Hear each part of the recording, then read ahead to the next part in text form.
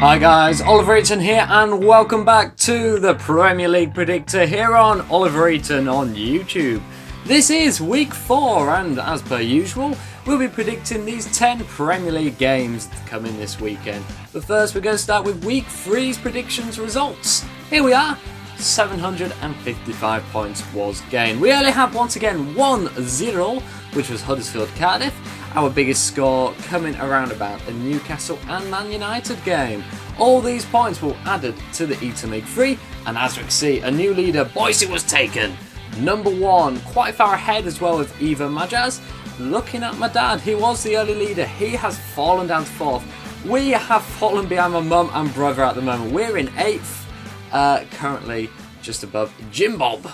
Let's go on to week 4's predictions, starting with Leicester and Liverpool. So I have gone for a 2-0 away win. Liverpool have been on good form this season, maybe a bit shaky against their last opponents, but 2-0 I think against Leicester, who will be looking for a solid season, mid-table, but I think they'll be just better. Wolves to pick up their first win this season, for me.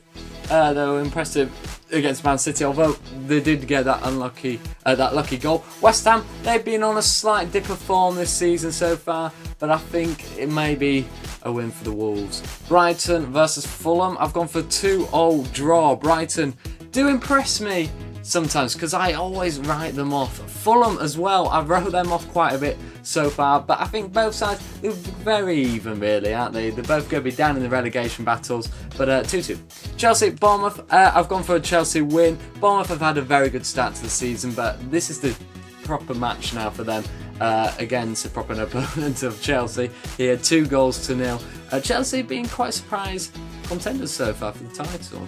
Crystal Palace versus Southampton, quite a hard game. I've gone 1-0 Palace based on Roy's experience and maybe the better team being Crystal Palace. Southampton, very hard team to predict this season. We don't know if they're up top, down bottom, they're just there, aren't they?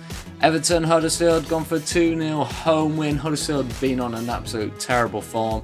We're scoring good goals, own goals, should we say, but I've gone for a 2-0 home win. Everton, a lot stronger, and the way we play against these type of sides will allow them to score those 2 goals. Man City, Newcastle, 3-1 to the home team. Newcastle have done quite poorly so far at the start of the season. Man City, they've had an alright start. Obviously that one draw against Wolves would be a bit of a blow, but 3-1, straightforward.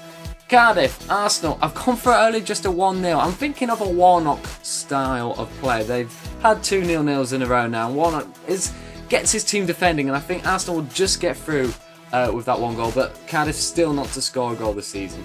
Burnley, Man United, I've gone for a 2-1 away win. Both of these sides have been on poor forms so far this season. Now Burnley pending Thursday. We don't know if they'll be in Europa League still, but their form's not been the best, and I think Man United may just capitalise on that. But if it's a loss, Jose Mourinho will be sacked.